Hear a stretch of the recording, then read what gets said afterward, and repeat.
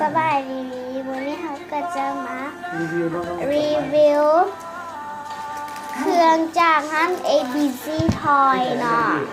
นี่ร้านซับปูใหม่เนาะเดี๋ยวนี้มันก็บ่มีชั้นใต้ดินแล้วเนาะนี่เขาก็จะมาแกะให้หมดก่อนเขามีสกูชี่อันเดียวเนาะนี่มันคือของ iBloom เนาะของร้านชวานี่จะ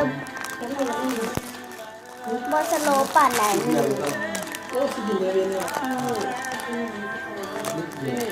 สกุชชี่ของเขาเขาจะมาบีบกันเลยเนาะอันนี้จะเป็นแพ็กเกจมันเป็นแพ็กเกจใสๆเนาะมันเป็นของคิบุเนาะกินเลยกินเลยอันนี้ออกยูทูบ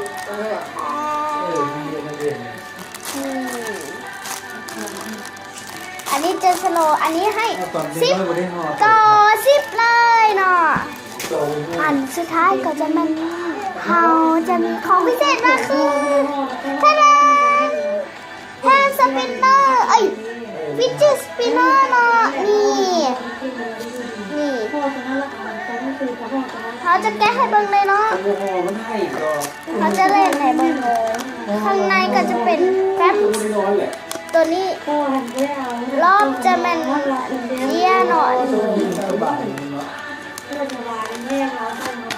อุ้ยขอโทษเด้ออันนี้ก็จะเป็นแนวใส่สปินเนอร์นี่โอเคเขาจะมาเล่นให้เบิ่งเลยเนาะขั้นบนได้ห่อตุ่มมันบนเลยไอ้เห็นเดียวเลยมันให้ขอโทษด้วยแล้วถ้าเขาบอกมันก็แน่นดีมันแบบผมพอเนี่ยซุปก็เลยบอกนะที่เขาจะว่าติดบัวแล้วไอ้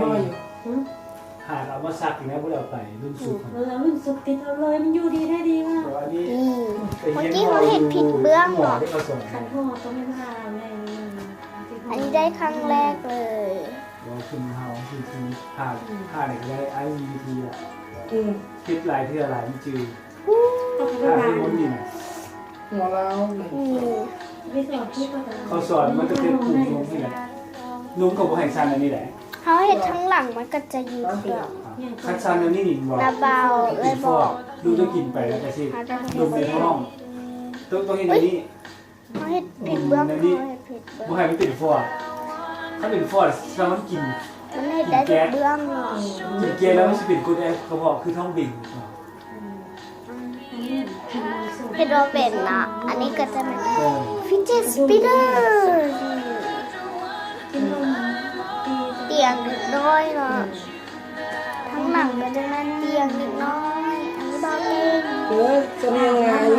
โต๊ะกินข้าวห้องเล็กน้อยเนาะหลังน้ำแล้วนอนแบบเขาก็จะบอก